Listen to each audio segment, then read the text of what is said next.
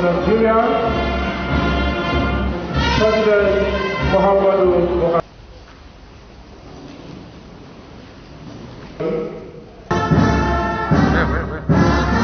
Development partners and civil society that Nigeria has immense potential, but her potential has been handicapped by corruption and imbalanced economy and insecurity. Since 2015, the focus of this administration has been on security, economy, and fight against corruption. We recognized early in our administration that good governance is a solution to fulfilling our potential. Our first plan to entrench good governance and accountable management of government resources was a strategic implementation plan for the 2016 budget. This plan focused on attending to problems of dwindling revenues following the massive reduction in the global price of crude oil and the attendant negative impact on national revenue projections. This massive reduction in government revenue contrasted with the bumper years of 2011 to 2015. We followed up the 2016 fiscal strategy intervention paper with a medium-term framework captured in the Economic Recovery and Growth Plan 2017 to 2020, which was designed to stimulate economic growth and advance the achievement of the Sustainable Development Goals. To maintain consistency, the Economic Recovery and Growth Plan was supplemented by policy documents such as the Delivering on Government's Priorities 2019 to 2023, which set performance target for MDAs. About 1 month ago, I approved a ministerial retreat that reviewed the performance of ministers and directed closure of performance gaps in all critical sectors of governance. The Economic Recovery and Growth Plan, due to expire in December 2021, has been succeeded by the 5-year National Development Plan 2021 to 2025. This new development plan revolves around key concepts, namely infrastructure, public administration, human capital development, social development, and regional development. The theme of ICPC's third National Summit on Diminishing Corruption in the Public Sector focuses on the cost of governance. The government's vision for good governance, first in the Economic Recovery and Growth Plan and now in the National Development Plan, includes fighting corruption in the public and private sectors, to improve transparency in the use of public resources, reinforcement of security by fighting terrorism and insecurity, reforming the public service by reducing the cost of governance and raising productivity across all federal government agencies, particularly the public procurement system.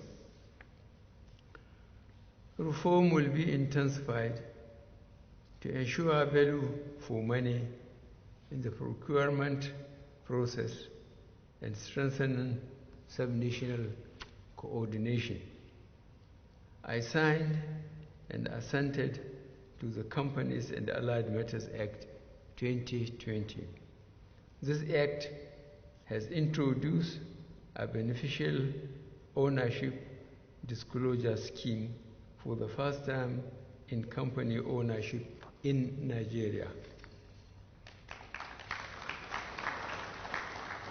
This has the potential to prevent corrupt persons from hiding ill-gotten wealth behind the veil of companies.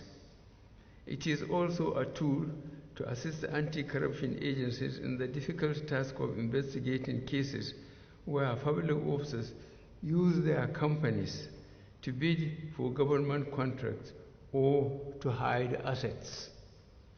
Under my watch, Nigeria joined the Open Government Partnership in 2016 and has taken sustained measures to improve the ease of doing business in Nigeria. Following the full implementation of several resources-saving and anti-corruption measures such as the Treasury single account to ensure that all government revenue is held by the Central Bank of Nigeria, and retain prevention measures to promote transparency and minimize laundering of the proceeds of crimes, we need to intensify cost-saving measures. I have to digress a bit here. When we came, we found out some institutions, some can say company, they may have as many as 100 accounts. How can the Auditor General or Accountant General trace them? But we introduced Treasury single account so that all revenues will be followed and they will be directed to Treasury single account. From there to wherever the allocation may go. So this is a very positive way of making sure that all revenues can be traced to Treasury single account and therefore be accounted for. Frameworks such as Government Integrated Financial Management Information System, Integrated Personal and Payroll Information System, Bank Verification Number, Mandatory National Identity Number must all be integrated and deployed to fight corruption and manage the costs of governance. For the first time in the history of Nigeria, NNPC is operating as a business due to the recently passed Petroleum Industry Act. These accords with global best practices. Other major reforms and transparency initiatives in the oil industry introduced by Petroleum Industry Act, which I signed into law this year, will ensure sustainability and ensure that Nigeria meets a core obligation under the Extractive Industrial Transparency Initiative. I am also confident that host communities will benefit more from the PIA than the old framework, which allowed a few individuals to enrich themselves at the expense of their communities. The rising cost of governance at the federal, state, and local government levels is of serious concern. It has been attributed to many factors, not the least of which is that our federal system of government lays down the number of ministers for the federal cabinet. That number may rise if new states are created, with all the implications for further pressure on government's resources. Ministers must have aids with further consequent costs on government purse. The Constitution also prescribes the composition of the National Assembly and the judiciary. With the judiciary, there are useful recommendations to improve the number, infrastructure, and funding. These are worthy of consideration, but with potential for increasing cost in governance. Over the years, government has created many departments and agencies with the aim of achieving the socio-economic objectives prescribed by the Constitution. The unintended consequences of the creation of new MDAs is widening workforce, duplication of roles, and bureaucracy with the attendant increase in cost of governance. Reforms are needed, but every reform has inherent costs and pains.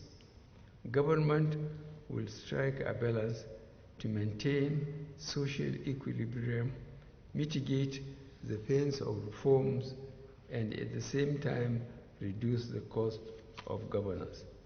Nonetheless, those who illegally bring in personnel into the public workforce by illegal recruitment, those who paid their personal payroll, those who retain ghost workers must be and will be severely punished.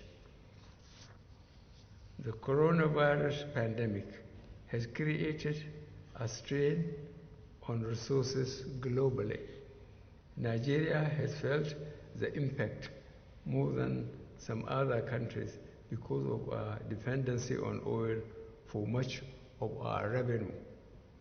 This government unprecedentedly managed to exit 2 recessions within 6 years, the most recent being the coronavirus pandemic-induced recession through prudent management of our very lean resources.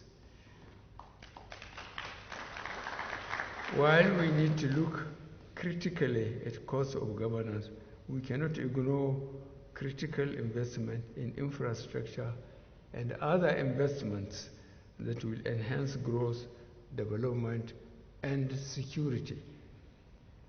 We reduce the cost of governance by maintaining our promise to complete abandoned or ongoing projects commenced by previous administration and have ensured that MDAs do not put forward new capital projects at the expense of ongoing projects. Government has, however, noted from the activities of the ICPC that some MDAs have devised the fraudulent practice of presenting new projects as ongoing projects. Necessary action and sanctions will continue against the heads of such errant MDAs. I am confident that ICPC will continue to maintain the vigilance required of her by the ICPC Act in this regard. The summit is auspicious because it reminds us of the negative impacts of unnecessary costs of governance and offers an opportunity for critical stakeholders to offer suggestions on ways to further reduce the cost of governance and promote transparency and accountability in government expenditure.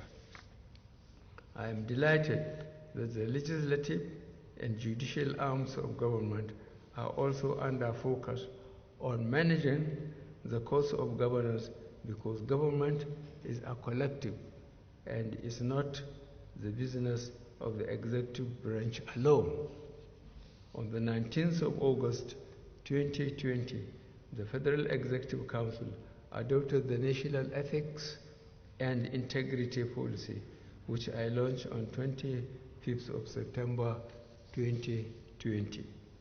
I am delighted that some public officers continue not only to demonstrate the core values of ethics, integrity, and patriotism, but have been identified for their sterling anti-corruption disposition in their workplace.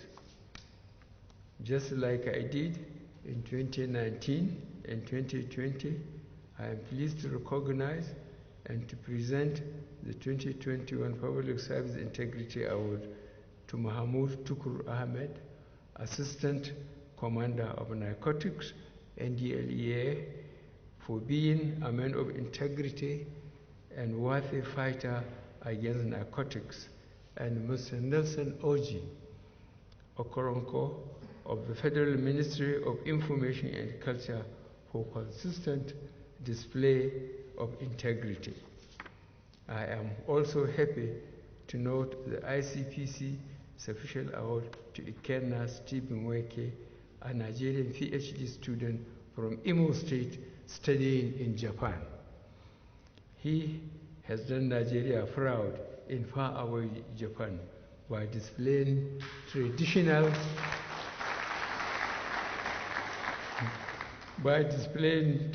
Nigerian values of honesty and integrity, and returning a wallet containing a large sum of money and other valuables to the police. He also declined 10% of the money found as reward offered to him. I joined the ICPC in declaring him ICPC Citizen Anti-Corruption Volunteer Group icon. He is indeed an icon and a beacon for our youth. I also congratulate all those to be awarded the ICPC Certificate of Integrity through their agencies. Government looks forward to the outcome statement of this summit and further measures to rein in rising costs of governance. I am pleased to declare the summit open, as I wish you fruitful deliberations. Thank you very much.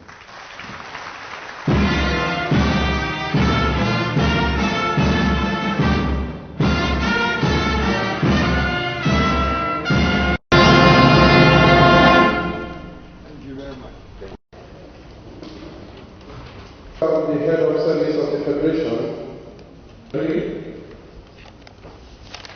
Mr. Alhaji Muhammadu Buhari, this program and welcome us to this by the Office of the Secretary to the Government of the Federation, conferred with the Public Service Integrity Award. The chairman of ICPC Development Department. I'm always humble to any event. Federation, Mr. Boss Mustafa. The ICPC, Professor Bolaji speak. Professor Wasanyesa.